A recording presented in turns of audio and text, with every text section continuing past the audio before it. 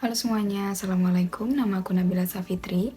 Dan untuk kurang lebih 5 menit ke depan, kalian sama aku akan membahas sedikit tentang feminisme dan bagaimana sih pandangan Islam tentang feminisme ini. Feminisme adalah sebuah paham yang memperjuangkan kebebasan bagi perempuan untuk tidak dieksploitasi dan tidak dijadikan objek kekerasan laki-laki.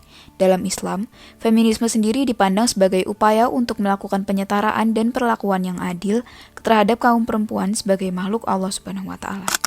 Untuk memperjuangkan keadilan dan kesetaraan gender, tetap harus sesuai dengan prinsip syariat Islam, iman, dan ihsan.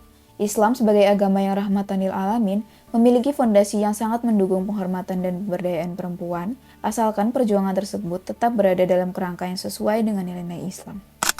Islam menekankan prinsip keadilan, bukan keseragaman antara laki-laki dan perempuan. Hal ini tercermin dalam ayat Al-Quran seperti Quran Surah An-Nisa ayat 124 yang menyatakan bahwa laki-laki dan perempuan yang beramal soleh akan mendapatkan balasan yang sama di sisi Allah. Feminisme dalam Islam harus dilandasi oleh iman, yakni keyakinan bahwa perjuangan untuk keadilan gender adalah bagian dari menjalankan amanah Allah. Iman juga menuntut agar upaya memperjuangkan hak perempuan tidak bertentangan dengan ketentuan syariat, seperti menjaga akhlak, adab, dan peran perempuan dalam masyarakat harus sesuai dengan tuntunan agama.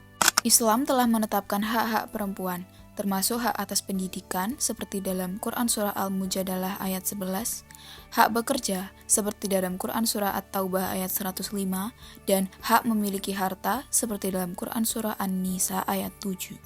Feminisme Islam bertujuan memastikan hak-hak ini dipenuhi dalam masyarakat. Ihsan dalam konteks feminisme berarti memperjuangkan hak perempuan dengan cara yang penuh kebijaksanaan, kasih sayang, dan penghormatan terhadap semua pihak.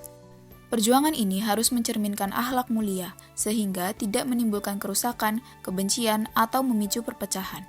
Ihsan menekankan bahwa segala upaya harus mengacu pada kebaikan untuk individu, keluarga, dan masyarakat secara keseluruhan.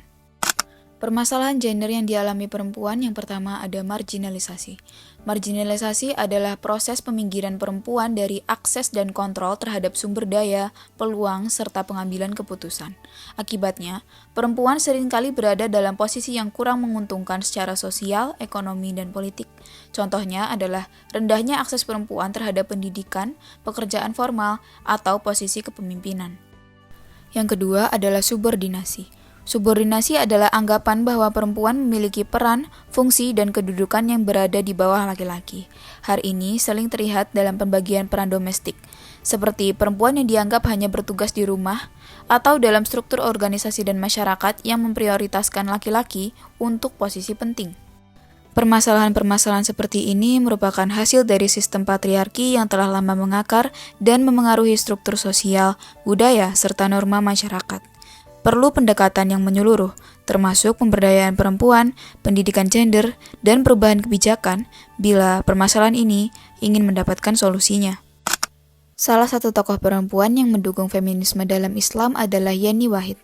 Beliau adalah seorang aktivis sosial dan direktur dari Wahid Foundation yang berfokus pada perdamaian, kesetaraan gender, dan pemberdayaan perempuan. Beliau memperjuangkan pemberdayaan perempuan melalui program pendidikan, ekonomi, dan kampanye toleransi. Beliau menekankan bahwa perempuan berhak mendapatkan pendidikan, pekerjaan, dan kesempatan yang sama untuk berpartisipasi dalam berbagai bidang seperti ekonomi, politik, dan budaya. Perempuan diharapkan agar turut berperan dalam proses perdamaian dan pengambilan keputusan.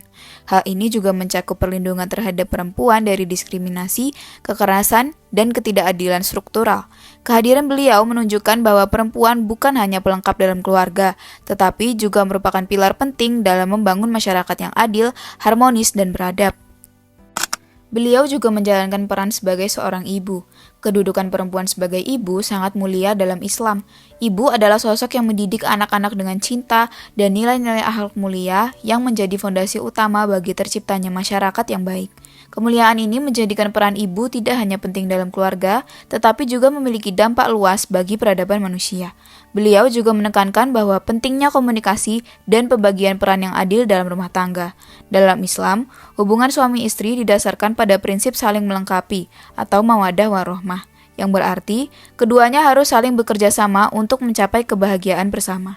Pembagian peran yang adil memainkan peran kunci dalam meringankan beban, baik di ranah domestik maupun publik, sehingga tidak ada pihak yang merasa terbebani secara berlebihan.